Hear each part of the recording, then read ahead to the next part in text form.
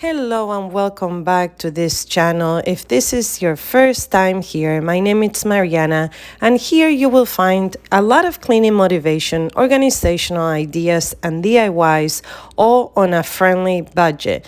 Today, we are building a pallet bar, and all you will need is 2 pallets, some wood, and nails. If you like content like this, would you hit the subscribe button? It doesn't cost you anything, but it helps my channel a lot. One fun fact about me is that I reuse and repurpose as much as I can. And in this case, it's all the wood that I have in the backyard. I still have a lot of pallets left, which I hope you stick around because I am going to be building my patio sofas as well as a patio table and other items for my backyard to turn it little by little into an oasis. The love for building things out of pallet and using and reusing whatever I have in the house flourished in the middle of the pandemic when I was caught up in in-home shelter and I was going nuts. So I look at everything that I had in the backyard and I started building. And at the time, my daughter was working at this company, which every weekend they will throw away about 4 pallets. So one day I went to pick her up and it occurred to me that I could build a deck out of pallets. That video is still up to this day the most viewed video that I have created.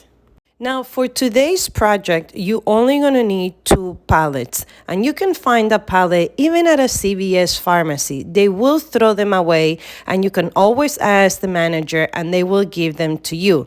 That's my experience. Like I said, also you could ask any supermarket or even Home Depot. Sometimes they will give it to you or sell them to you for $5. Once you have your 2 pallets, you are going to proceed to cut one in half. And this is what you see me do here. I'm cutting this pallet exactly in half. To create the top of the pallet, I am using wood that's been laying in my backyard, I kid you not, for about 10 years. My dad had brought this wood back when he used to work, and he retired around 2011. That's how long this piece of wood has been holding on. And today is the day when it turns into something that it's also gonna last for a long time and serve many meals and have a lot of gatherings around it. So I guess this piece of wood, it's gonna get the chance to get celebrated as well as elevated into something phenomenal for my backyard. Usually when I'm creating something with pallets, I tend to nail the sides first. Like you see me here with my son Matthew, I usually nail the 2 ends together and then work on the top or whatever project I'm working with, but from another side. In this case, because the floor is not even, I was having a really hard time connecting the side of the pallets together. So I decided to put the top first to make sure it was even and then to nail that piece. And this is what you're seeing me doing here with Matthew. Again, I'm nailing first the top because it worked for me due to the floor not being even.